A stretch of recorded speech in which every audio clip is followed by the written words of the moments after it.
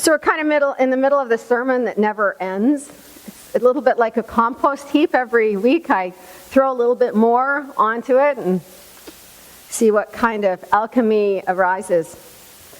So some of this is like, I think I'm going to be repeating things I said 3 weeks ago and 2 weeks ago. And then there are people who are thinking, yeah, Lynn, but you just keep preaching the same sermon, so we've heard it all before. So this week's introduction is a bit like last week's introduction. So I was sharing with you last week that this past Tuesday, the 28th of January, was the anniversary for both my ordination. So I was ordained 30 years ago, this past Tuesday, by the Presbytery of Montreal. And then 13 years ago, landed here, and on the evening of January 28th, 2007, there was an event here to acknowledge my induction into this next season of our ministry together. And so for many, many years, I have been on a weekly pilgrimage of thinking through where we're at, where we need to go, how does mystery break in, what are the paths that won't get us to where we need to go, what maps may be revealing themselves with some hope and some light. And it's interesting because I think when I was first ordained 30 years ago, we were all asking the question, all right, well, this institution, I was in Quebec already, is in shambles. What are we going to do about this? Oh, you know what? We're just going to do our best to renew it. And we're going to change all the things that need to be changed so that we can live in churches that are vibrant and are adequate containers for this amazing vision of wisdom and compassion that we are committed to. Oh, yeah, I did that for about 12 years. And that was the question, I think, of the 20th century. It's not too long ago that we were in good shape, but I think we can get back there. Question of the 21st century is very different. I think the 21st century, and we know, is riddled by conversations of decline and fragility. And as I said last week, the closing of 10,000 villages is just one sign of that. If you look at most of our other institutions, including this one, we're only just maybe 1 or 2 decisions for being on our last legs as well. So we live in a season across the planet of fragility. And let me just say that, I wasn't really a child of the 60s, right? The children of the 60s went, no, we are going to work together and we're going to change this thing. I kind of felt the same way about the gospel, right? Just, wow, we have this amazing vision, and if we all kind of got behind it, maybe we could expand the amount of light that's in the world. And I still actually believe that, but it may not be possible according to our old models. In fact, we know it's not. Too bad, so sad. It's a hard lesson to learn. So the question that I'm coming to this season with are, 2 questions, and they have to do with these 2 words, sanctuary on the one hand, meaning safe space, sacred space, and container on the other. And I want to continue to discuss the tension between these 2 words. When the places that we have always sought refuge, sanctuary in, are in fact no longer adequate containers to do their job. So why do I think the word sanctuary is important? Well, once again, a friend of mine penned this what are we in now? We're now in the 20th year of the 21st century. Or we're into the 3rd decade of the 21st century. Given what's going down around the world, and we don't need to point any particular fingers, maybe just at ourselves, it is so important that we find ways to connect with that which is sanctuary in our hearts, in ourselves. It's important we create sanctuary in ourselves, among ourselves, in friendships, in communities, in our work, in our families, in the wider world in which we live. Because there's so much incredible anxiety, and it's all fairly legitimate. And how do we keep ourselves from just going into fear and apathy? Because right now that would be really easy. So I think our tradition in particular invites us to respond to that deepest calling, to be sanctuary, because we are made in the image of God who is sanctuary, here, and in all the levels of our lives. And then the next question I've been wrestling with, and for some time now, but it changes with every season, is what is it that is central to our spiritual tradition that while the container, this traditional container called church, is crumbling, and it's probably in so many ways in its crumbling and dying and some of its anxiety, then not even adequate to carry what is the gold in this ancient tradition that we claim? What is the gold of our tradition, and what is the container that we need to carry it forward even as the walls come down around us?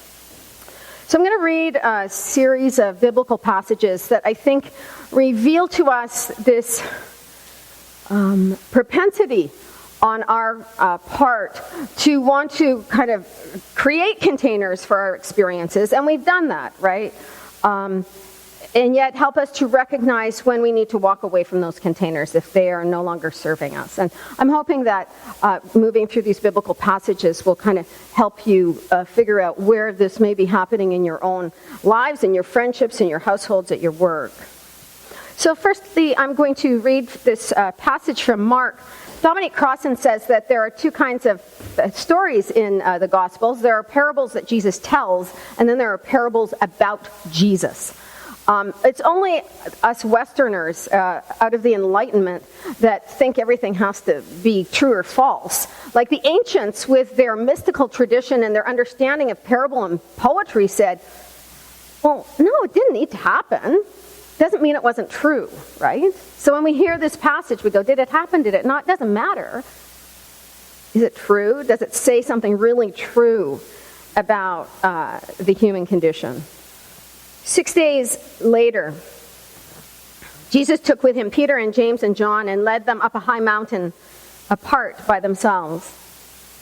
And he was transfigured before them, and his clothes became dazzling white, such as no one on earth could bleach them. And there appeared to them Elijah with Moses, who were talking with Jesus. Then Peter said to Jesus, Rabbi, it is so good for us to be here. Let us make 3 dwellings. One for you, one for Moses, and one for Elijah. He did not know what to say, for they were terrified. Then a cloud overshadowed them, and from the cloud there came a voice, This is my son, the beloved. Listen to him. Suddenly, when they looked around, they saw no one with them anymore, but only Jesus. I share this passage with you because it speaks to that propensity of human beings to want to contain our experiences. So we have this mountaintop experience, and Peter and James and John are going, oh my goodness, this is great. And what they are used to in their tradition is that it is the building called the temple that is the locale of the experience of God. And by the time this gospel was written, the temple was no more. And yet they came out of this tradition of going, oh, can we just contain this and hang out here and just stay in this place? Without recognizing that even our relationship with mystery needs to be so fluid, and it comes and we have that experience, and like the wind, there's no way to hold on to and capture for our own security. And so this passage from Matthew 18, once again, keep in mind that we have a community that is wrestling with, all right, if we don't have this institution anymore, and if we don't have this temple anymore, and if we don't have these priests who are overseeing things and telling us what's what anymore, how do we know what God wants from us? And what Jesus affirms with them is that the location of the mystery is in the community. Whatever you bind on earth will be bound in heaven, and whatever you loose on earth will be loosed in heaven. Again, truly I tell you, if 2 of you agree on earth about anything you ask, it will be done for you. For where 2 or 3 are gathered in my name, I am there among them. So already that's a comment about the container, isn't it? We experience the mystery. There is a brief interaction and community that holds it, and then it's gone again. It's not bricks and mortar that we need to provide for God to show up. And then talking about what the gold is at the heart of this tradition, I think this passage probably encapsulates it. I shared it with you last week. It is recorded as Jesus' last meal with his friends, and he's giving final instructions. And these are the words that John provides. Let me give you a new command. Love one another. In the same way I loved you, you love one another. This is how everyone will recognize that you are my disciples, when they see the love you have for each other, that you create sanctuary for one another. So last week I talked about really the question that every community of faith needs to ask itself for every season is, have we created the containers required to hold this gold called compassion and love and service to one another? That's always just on our shoulders. So finally, I'm reading a passage from Acts 10. This may be the most important passage of all for our conversation, because what it indicates is that this process of rethinking things and looking at the way we've done it forever and then going, is this the path that is meant to take us into the next season? In fact, the biblical text is full of people having epiphanies indicating, no, it's not. What we did back then is not going to work for us here. So this passage is recorded in the book of Acts. And I'm not going to read the first part of it, but Peter, who's a faithful Jewish person, is really wrestling with what the relationship is between his own childhood faith and practice and this new vision of being a disciple of Jesus. Like, how does that all work out? And so he's basically thinking, well, I'll continue to be a good Jew and a good disciple of Jesus. And so he has this dream. One night where he is imagining all different kinds of food kind of showing up on his plate to eat. And being a good Jew in that era meant having a very, very clear understanding of what was profane and what was not profane. So you only ate kosher. You didn't eat with people who did not eat kosher. You considered unclean those people who did not eat kosher. And so you can only imagine that Peter's going, yeah, that's the tradition that I come from, yet put the tradition and teachings of Jesus on top, and you can imagine there might be a little bit of a dissonance. So I'm supposed to love that person who actually my tradition tells me is unclean, and I'm not supposed to eat with them. So he has this tradition, he has this dream, and then he just figures it out. The following day, they came to Caesarea. Cornelius was expecting them and had called together his relatives and close friends. On Peter's arrival, Cornelius met him and, falling at his feet, worshipped him. But Peter made him get up, saying, "Stand up." And as he talked with them, he went in and found that many had assembled, and he said to them, "You yourselves know that it is unlawful for a Jew to associate with or to visit a Gentile. But God has shown me that I should not call anyone profane or unclean." So my little editorial comment over here would have been, boy, would church history have been different had we taken that seriously. So what church history did then, even with all of these examples of keep expanding the tent to include everyone, including all living things, created a building, put a hierarchy in place, they were all men, and that was the end of this vision. So here we are again with the freedom to really embrace these alternative ways of understanding how mystery is possible. And so I'd invite you now to do some thinking about the containers that carry your life.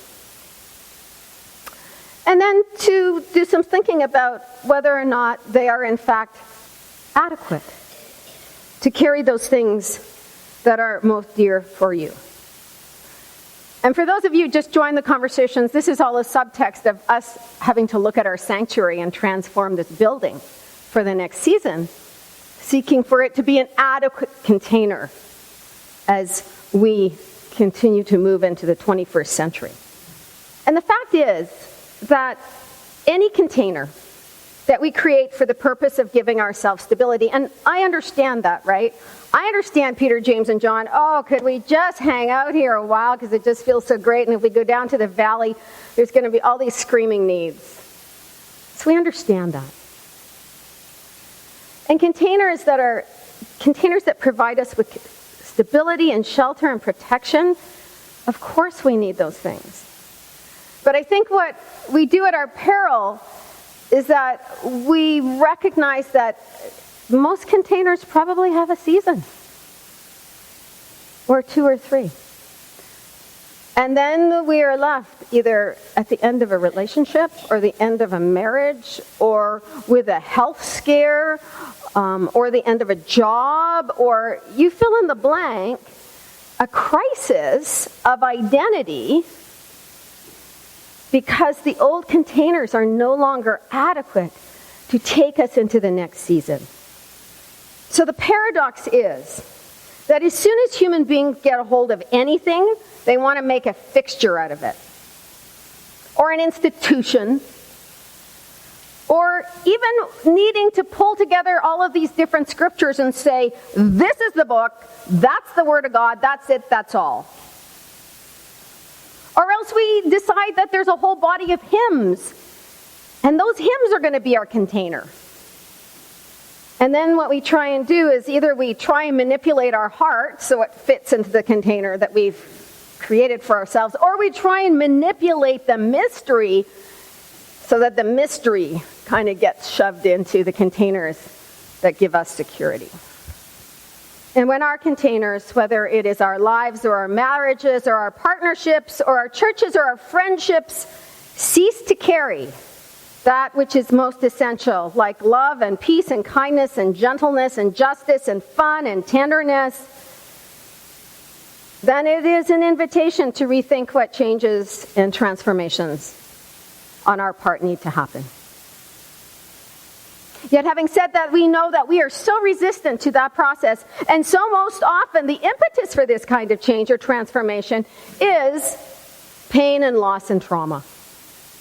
It's not likely that when everything is going honky-dory, that we're prepared to take the deeper dive into our lives or into our spiritual traditions. It's only when there are signs that either the container is cracking or we are cracking that we are prepared to hear another voice and another invitation. So, in this world in which we live, where we're all fragile and we're all cracking up somewhere, or the containers are cracking, I think it is important to know that the biblical text affirms this journey and contains a series of testimonies reflecting this truth, that life is a process of growth and then loss, and then rebirth, and then collapse, and rescue, and resentment, and forgiveness.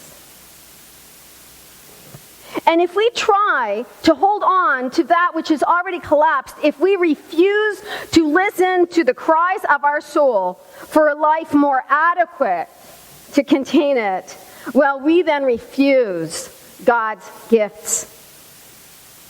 And so, my conclusion is, at the end of the day, that is in fact our fragility that is the gift. Our fragility is the gift. And honestly, as Western privileged people, we don't want to hear that. I could be more specific, but I won't. Irish poet David White affirms that vulnerability, fragility, is not a weakness, nor is it a choice. It is, he says, who in fact we are. And if we run from our vulnerability, then we in fact run from the essence of our very nature. And we attempt to become something that in fact we're not. So the only choice he suggests that we have as we mature is how we choose to inhabit our vulnerability. So So I wonder if we can trust that place, that wobbly place within us, within our communities, our friendships, our families, our world. Can we trust that place? And trust when we find ourselves there, and trusting that our vulnerability is actually the only container that can carry us to a new place. And I'm going to suggest we trust it as a church as well. Trust that it is only in vulnerability that this ancient institution comes to a place of realizing that the only thing that matters is love. And so during this time for contemplation, I am going to invite you to sink into that place where you are feeling vulnerable. Or deny it, your choice. And I invite you to trust that place as the place where the mystery is active. Lean into that place and recognize it as a birthing place for a new story, a new narrative. In the wobbly, in the anxiety, in the I'm not sure where to put my foot next.